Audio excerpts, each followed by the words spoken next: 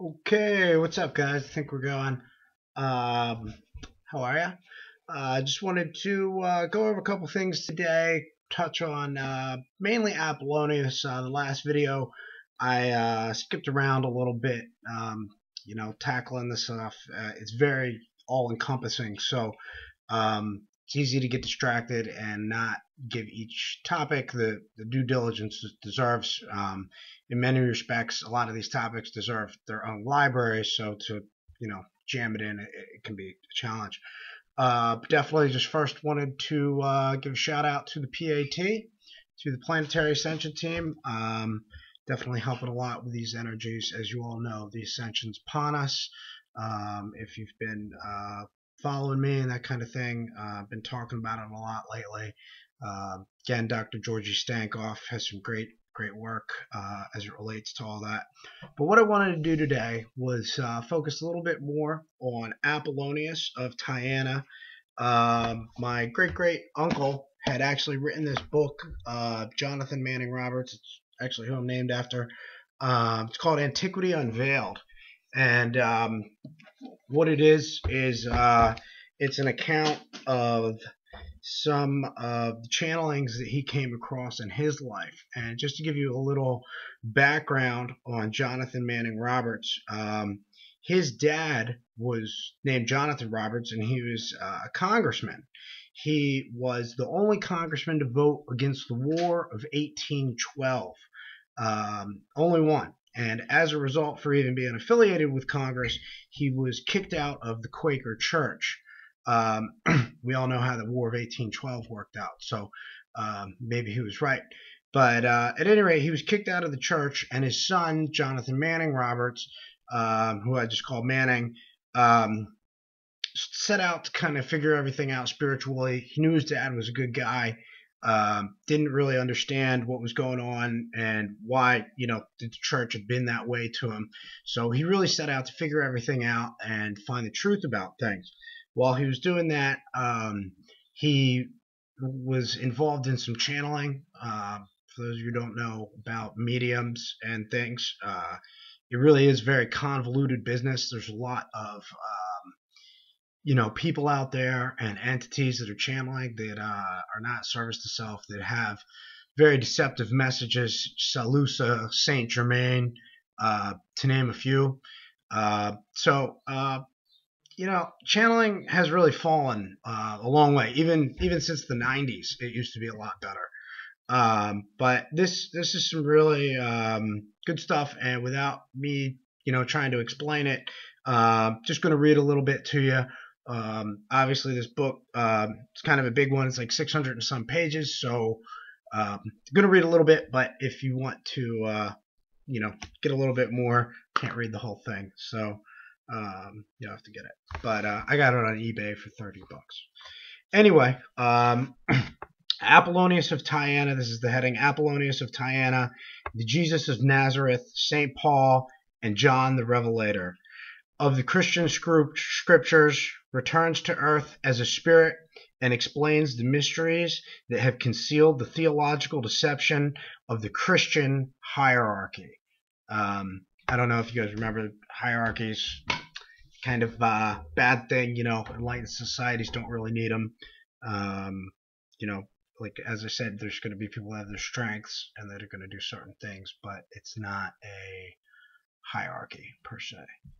So here we go. Before entering upon this all-absorbing subject, it is simply proper, by way of explanation, to inform the reader that previous to the date given below, Mr. Roberts had been having regular weekly sittings with the medium through whom these communications were received.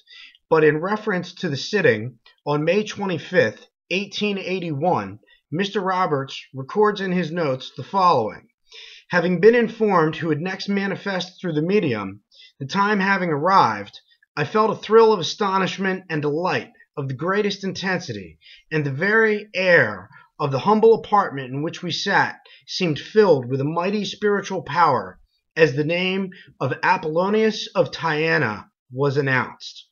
And we were greeted for the first time by the great Cappadocian sage and philosopher, as well as the greatest teacher and benefactor that ever drew to himself the love, admiration, and reverence of the civilized world.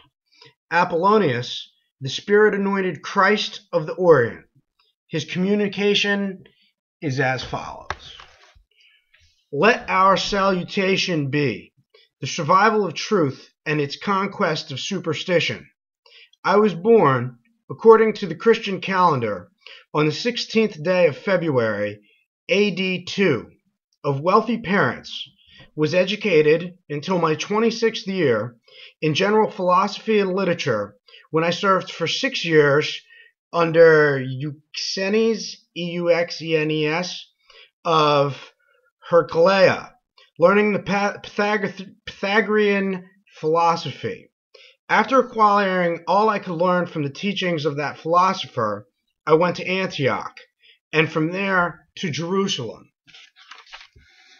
On account of some wonderful physical manifestations of spirit power taking place through my then young mediumship, which persons living in Jerusalem had heard of, my entrance to that city was hailed, as it has been alleged the entrance of Jesus of Nazareth was hailed, with hosannas and songs of praise to one who came in the name of the Lord. And now, mark particularly what I say. This took place when I was 33 years of age. I want you to pay closest attention to what I shall here set forth. You will be examining Josephus's work of the Jews. See that concerning the siege of Jerusalem a certain prophecy was given, or words were spoken, as it is alleged, by Jesus of Nazareth, which were fulfilled. You will find what I refer to in Matthew, 23rd chapter and 35th verse, where the so-called Jesus is made to have asserted that that generation were guilty of all the blood that had been shed from Abel to Zacharias, the son of Baruch, slain between the temple and the altar, exactly 34 years after the alleged death of Jesus. And you will find this prophecy then fulfilled, while Jesus is made to have said that it was fulfilled in his time. And here you have an example of the unauthenticity of which the Christian Gospels. All this I explained at the very time at which Flavius Josephus wrote the history of War of the Jews.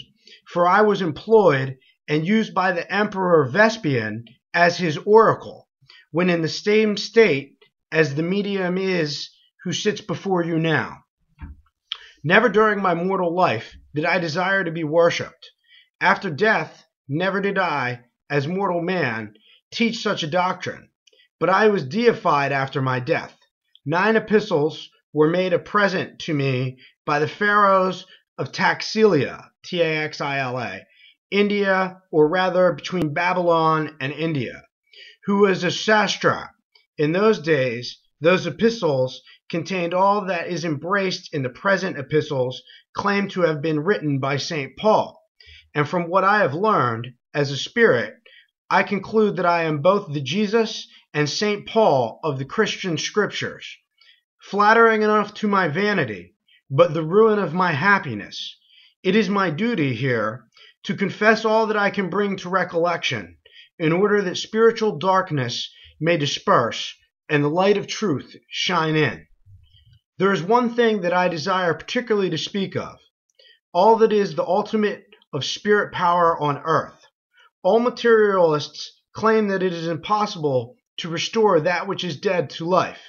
Upon this point, upon my own knowledge, I assert that if you have developed your mortal body to the extent, not into what is called mere purity, but into a holy, trusting love, with a heart that beats for humanity, if such a person can come in contact with a fresh, young body from which the spirit has been driven out before it could accomplish its mission, take that body by the hand, and with mighty will arrest that spirit, he can force it back into the body it once inhabited and make it fulfill its mission. There are 3 things are necessary to do this. First, a perfectly healthy organism. That does not imply a strong, powerful one. It means an organism in which the spirit is greater than the body. The excess of spirit producing this result. Parentheses.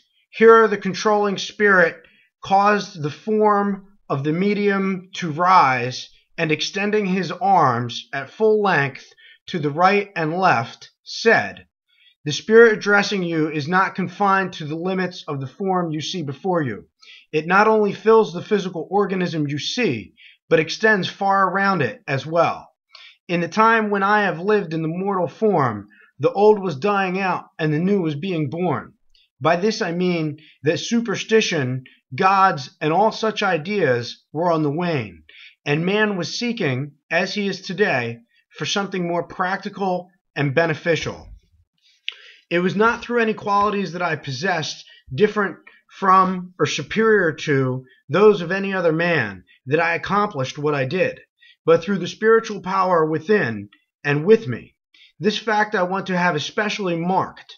The highest sensitive mortals living in any age or any generation, and who are living the nearest in accord with nature's divine law of truth, will bring forth a child who many be the so-called savior of that generation.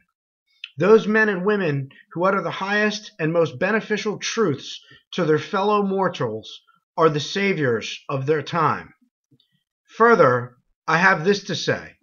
I retired voluntarily, for I was neither ostracized nor banished for anything I had done, said, or written, to the same island to which it is alleged St. John of Revelations went, in the years 69 and 70 A.D.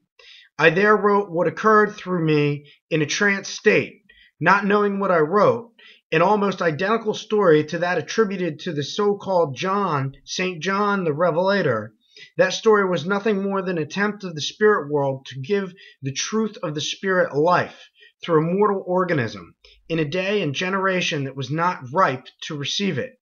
That is, the medium chosen for the expression of the teachings of the spirits was too much imbued with the mysticism of Judea and neighboring countries to be well suited for that purpose.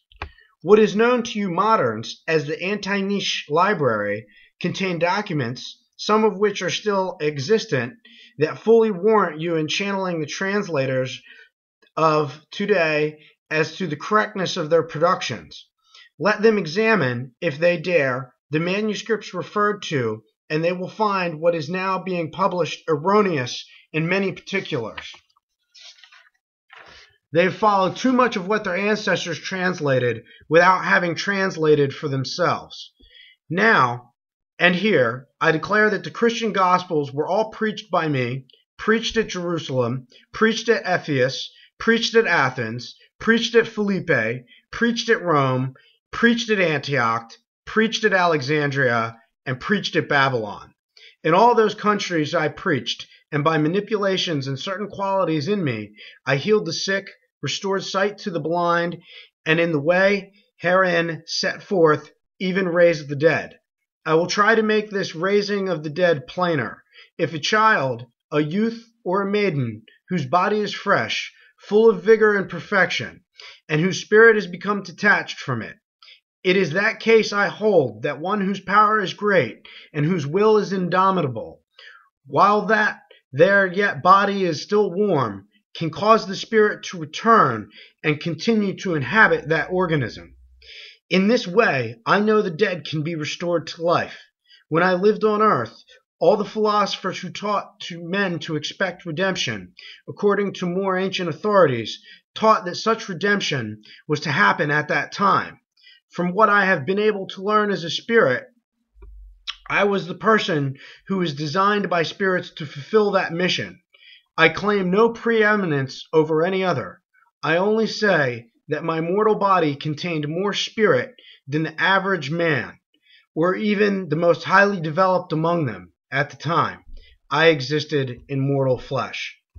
My history, as it comes down to you moderns, written by one Damius and by others afterwards, in regard to the main incidents of my life, is correct, but in regard to the glamour, romance, and mystery of the narrative, it has no relation to me whatever.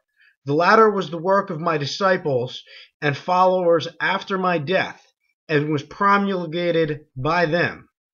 One thing more, I am through with my communication. It is this. Almost every picture in modern times is recognized as the likeness of Jesus, is the identical portrait of Apollonius of Tyana, painted on the reign of the Vespasian. That emperor consulted me. I was the oracle in his camp. I was the means of saving the life of Flavius Josephus. Parentheses. We here asked him how it came that Josephus had made no mention of the fact in his, quotes, Jewish war. He replied, the Jewish hierarchy of that day had a horror and dislike of even their best friends who were not of their faith. And Josephus, being a Pharisee of the straitest sect, was even more than usually prejudiced against a Gentile like myself. By this, I do not mean that the Pharisees were bad people, but that they were so devoted to their religion as to be bitterly bigoted and prejudiced against those who differed from him. It is my opinion, from all I can learn as a spirit, that all the Christian Gospels are borrowed from, and in fact that their origin was the books that I brought from India, obtained in part from the Pharaohs, who was king of Taxila. I think those books were used by the Platonists, Electonists, and Gnostics of Alexandria about 150 years after.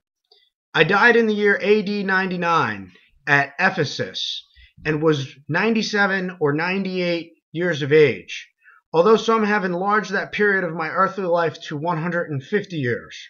The originals of the four Gospels I obtained through one Hiram Iramandi of Taxila, who took me forward into farther India. They were written in characters not unlike those used by the Chinese, on thin, tough paper.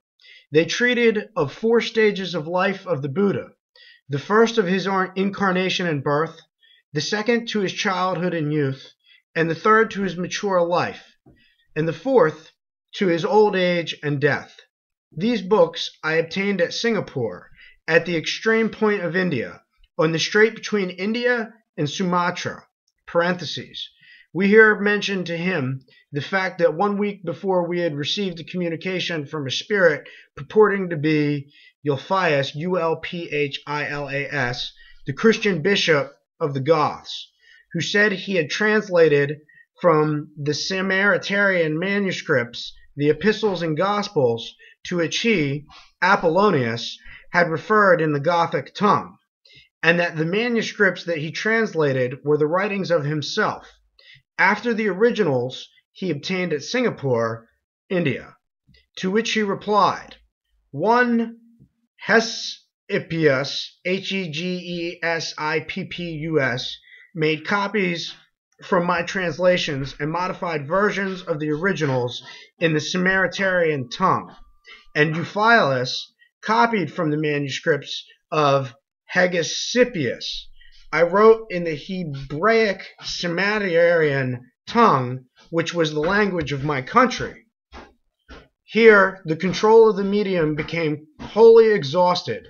Bidding us a hasty and most benign adieu, he left the medium more exhausted than we had ever seen him at previous sittings. No other control of the medium was possible, and thus ended a spirit interview, which is destined to mark an era in human progress never transcended, if ever equaled, in importance and interest to all classes of the human race. We publish such facts as are conceded by ample authority to be historically established concerning Apollonius.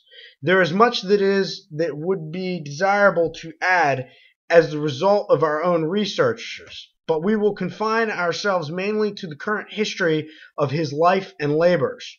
As the best condensed sketch of the life of Apollonius that we have been able to find, we have chosen that of Penny Cyclopedia, Cyclopedia,